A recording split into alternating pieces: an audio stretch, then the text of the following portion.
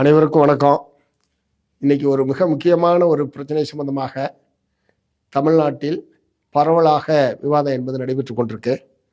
குறிப்பாக கல்லூரி கல்வி ஆணையர் அவர்கள் அனைத்து கலை பண்பாட்டு கல்லூரிகளுக்கும் அனுப்பிய ஒரு சுற்றறிக்கை என்பது அரசியல் தளத்திலேயும் பல்வேறு மாணவர்கள் மத்தியிலேயும் ஒரு மிகப்பெரிய விவாத பொருளாக மாறியிருக்கு.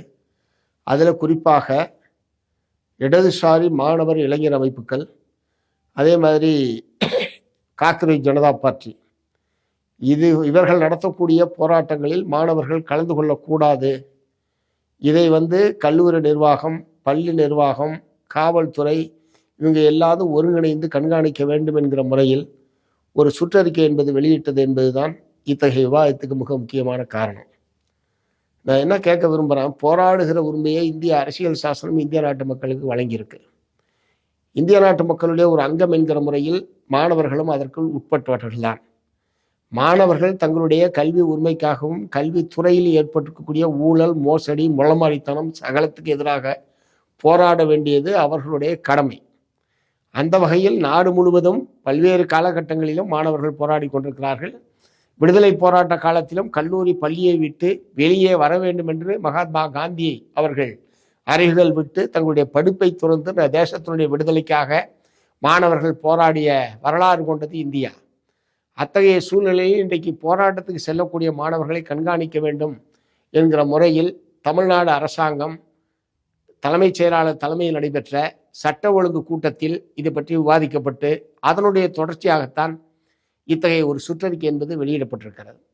இன்றைக்கு தமிழ்நாடு சட்டமன்றத்தில் அது சம்பந்தமாக விவாதம் நடைபெற்ற போது பொருத்தமில்லாத சில வார்த்தைகள் அதில் இடம்பெற்று விட்டது, தேவையற்ற சில வார்த்தைகள் இடம்பெற்று விட்டது என்கிற முறையில் உயர்கல்வித்துறை அமைச்சர் சொல்லியிருப்பது என்பது கடுகளவும் ஏற்க முடியாத ஒரு விஷயம்.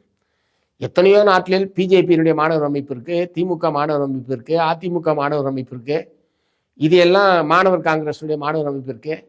இதையெல்லாம் குறிப்பிடாமல் இடதுசாரி மாணவர் அமைப்பு மட்டும்தான் இந்த மாதிரியான நடவடிக்கைகளில் ஈடுபடுறது மாதிரியும், ஆகவே அவர்களை கண்காணிக்க வேண்டும், ஒழுங்குபடுத்த வேண்டும் என்று போடுவது என்பது தேவையற்ற வார்த்தைகள் தெரியாமல் வந்துவிட்டது என்று அவர் சமாளிப்பது என்பது ஏற்க முடியாத ஒரு வாதம். இது நோக்கபூர்வமாகவே இடதுசாரிகளை ஒடுக்க வேண்டும், இடதுசாரி கருத்துக்களை கொண்ட மாணவர்களை ஒடுக்க வேண்டும் என்கிற நோக்கத்தோடு தான் அந்த சுற்றறிக்கை என்பது வெளியிடப்பட்டிருக்கிறது.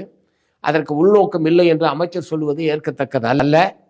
ஆகவே இதற்கு காரணமானவர்கள் கல்லூரி கல்வித்துறையினுடைய ஆணையர் சட்ட ஒழுங்கு கூட்டத்தை நடத்திய போது இது குறித்து விவாதித்து இப்படிப்பட்ட வழிகாட்டுதல் கொடுப்பதற்கு காரணமாக இருந்த தலைமைச் செயலாளர், தமிழ்நாடு அரசினுடைய தலைமைச் செயலாளர் உட்பட அனைவரும் இதற்கு பொறுப்பேற்க வேண்டும். இத்தகைய ஒரு குழு இந்த மாதிரியான ஒரு சுற்றறிக்கை வெளிவந்து கடுமையான எதிர்ப்பு இருந்த நிலையிலே தான் அது திரும்ப பெறப்பட்டிருக்கிறது. ஆனால் சுற்றறிக்கை பல நாட்கள் கூட்டம் நடந்து கிட்டத்தட்ட 10 நாட்களுக்கு மேலாக இது போன்ற விவாதங்கள் என்பது நிச்சயமாக அரசு ஆட்சியாளர்களுக்கும் அதிகாரிகளுக்கும் தெரியாமல் இருப்பதற்கு வாய்ப்பே இல்லை. ஆகவே இது இடதுசாரிகளுக்கு எதிராக இடதுசாரி மாணவர்கள் இளைஞர்கள் அமைப்பை ஒடுக்க வேண்டும் என்கிற நோக்கத்தை நான் என்ன கேட்க விரும்புகிறேன், காவல்துறை, கல்லூரி நிர்வாகம், பள்ளி நிர்வாகம் எல்லாரும் சேர்ந்து ஒரு ஒருங்கிணைப்பை ஏற்படுத்த வேண்டும் என்று இதுக்கெல்லாம் ரொம்ப அக்கறையாக செல்லக்கூடிய நீங்கள் தமிழ்நாட்டில் இப்படி ஒருங்கிணைந்து தீர்க்கப்பட வேண்டிய, தலையிட வேண்டிய ஏராளமான பிரச்சனைகள் இருக்கிறது. அதற்கெல்லாம் இத்தகைய ஒருங்கிணைப்பு குழுவை தமிழ்நாட்டில் ஏற்படுத்தப்பட்டிருக்கிறதா என்கிற கேள்வியை நான் எழுப்ப விரும்புகிறேன். ஆகவே இது தெரியாமல் நடந்தது, ஒரு தவறு நடந்து விட்டது என்கிற முறையில் எடுத்துக்கொள்ள முடியாது. இது முழுக்க முழுக்க சட்டவிரோதமானது. இந்திய அரசியல் சாசனம் இந்திய நாட்டு மக்களுக்கு வழங்கி இருக்கக்கூடிய அடிப்படை உரிமைகளை மறுக்கக்கூடிய வகையில்தான் இந்த விவாதமும் இது சம்பந்தமான சுற்றறிக்கை வெளிப்படுத்தக்கூடிய கருத்து. ஆகவே இந்த சுற்றறிக்கை திரும்ப பெறப்பட்டதனால் மட்டும் இந்த பிரச்சனை முடிவுக்கு வந்துவிட்டது என்கிற நிலைமையை நாம் ஏற்க முடியாது. இதற்கு காரணமான தலைமைச் செயலாளர் உள்ளிட்ட அதிகாரிகள் இதற்கு பொறுப்பேற்க வேண்டும், உரிய நடவடிக்கையை தமிழ்நாடு அரசாங்கம் எடுக்க வேண்டும் என்று நான் கேட்டுக்க விரும்புகிறேன்.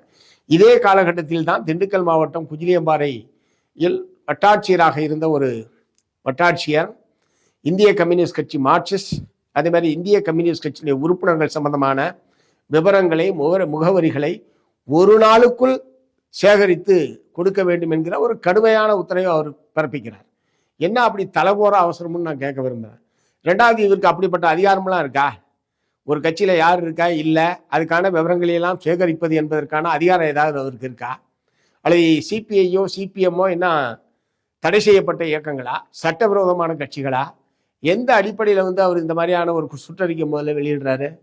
அதுக்காக அவர் மீது நடவடிக்கை எடுக்கணும். மாறாக குறிப்பாணியை நாங்கள் விலகிக்கிட்டோம், அவர் இடமாறுதல் செய்யிட்டோம், ஆகவே அந்த பிரச்சனையை அத்தோட முடிப்போம் என்று அரசு தரப்புலேருந்து சொல்லுவதுன்றதெல்லாம் ஏற்கத்தக்க விஷயம் அல்ல. அவர் இப்படிப்பட்ட ஒரு குறிப்பாணையை வெளியிடுகிறார் என்றால் அதை பற்றிய விளைவுகளை தெரியாமல் ஒரு வட்டாட்சியர் வெளியிட்டார் என்பதெல்லாம் ஏற்க முடியாது. இன்னொன்று, வட்டாட்சியர் வெளியிட்டது ஏதோ அவருக்கு கீழே இருக்கிற விஓ ஆர்ஐ அவங்களுக்கு மட்டும் வெளியில்லை. அவர் மாவட்ட ஆட்சித்தலைவருக்கு அனுப்புகிறாரு, பழனி கோட்டாட்சி தலைவருக்கு அனுப்புகிறாரு. அப்படின்னா மேலே இருக்கிற அதிகாரிகளுக்கு அனுப்புகிறார் என்று சொன்னால் அவர் முறையான ஒரு நடவடிக்கை என்கிற உணர்வோடு தான் தெரிந்தே இந்த காரியத்தை அவர் செய்திருக்கிறார். அப்படின்னா இப்படி ஒன்று வந்திருக்கிறது தப்புன்னு தெரிஞ்சிருந்தா மாவட்ட ஆட்சித்தலைவர் உடனடியாக அதை திரும்ப பெற்றிருக்கலாம், உடனடியாக அவர் மேல் நடவடிக்கை எடுத்திருக்கலாம்.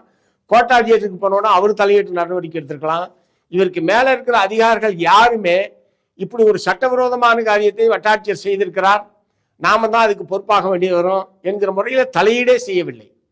இந்த குறிப்பாணை என்பது வெளிவந்து எங்களை போன்றவர்கள் எல்லாம் இதை வெளிப்படுத்தி எங்களுடைய பாராளுமன்ற உறுப்பினர், திண்டுக்கல் பாராளுமன்ற உறுப்பினர் தோழர் சச்சிதானந்தன் அவர்கள் கடுமையான கண்டனத்தை தெரிவித்த பிறகு, எங்களை போன்றவர்கள் அரசினுடைய கவனத்தை கொண்டு சென்ற பிறகுதான் இதன் மீது மாவட்ட ஆட்சியர் நடவடிக்கை எடுத்திருக்காரே தவிர தானாக முன்வந்து அவர்கள் நடவடிக்கை எடுக்கவில்லை. இரண்டாவது, இடமாறுதல் என்பது அது கூட இதற்காக இடமாறுதல் என்கிற முறையில் கூட அதில் குறிப்பிடப்படலை. மாறாக அவருக்கு ட்ரைனிங் முடிஞ்சு போச்சு, ஆகவே நீங்கள் மீண்டும் சென்னைக்கு போங்க, இப்படிதான் மாவட்ட ஆட்சியருடைய உத்தரவு இருக்கிறது என்று சொன்னால் எவ்வளவு அலட்சியமாகவும் எவ்வளவு அலட்சியமான முறையில் இந்த பிரச்சனையை அதிகாரிகள் கையாண்டு கொண்டிருக்கிறார்கள் என்பதற்கு இது ஒரு எடுத்துக்காட்டு. ஆகவே இப்படி ஒரு தேசிய கட்சியை, அங்கீகரிக்கப்பட்ட ஒரு அரசியல் கட்சியை பற்றி அதனுடைய உறுப்பினர்கள் சம்பந்தமான விவரங்களை சேகரிப்பது என்கிற சட்டவிரோதமான நடவடிக்கைக்கு உத்தரவு வெளியிட்ட குஜிலியம்பாறை வட்டாட்சியர் மீது சட்டப்படியான நடவடிக்கை எடுக்க வேண்டும்.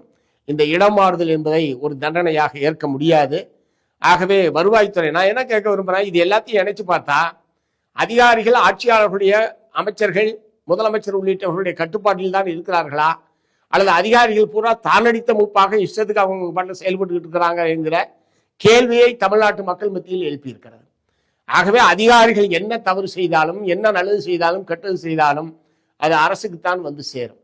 ஆகவே இதிலே ஆட்சி பொறுப்பில் இருக்கக்கூடிய முதலமைச்சர் விஜய் உள்ளிட்ட அமைச்சர்கள் இது போன்ற விஷயங்களில் அதிகாரிகளுடைய இத்தகைய நடவடிக்கைகளை கட்டுப்படுத்துவது, இத்தகைய நடவடிக்கைகளை ஒழுங்குபடுத்துவது, சரியான திசை வழியில் நிர்வாகத்தை கொண்டு செல்வதற்கான முறையில் முதலமைச்சர் உள்ளிட்டவர்கள் உரிய கவனம் செலுத்த வேண்டும் என்று மார்க்சிஸ்ட் கம்யூனிஸ்ட் கட்சியின் சார்பில் கேட்டுக்கொள்கிறேன்.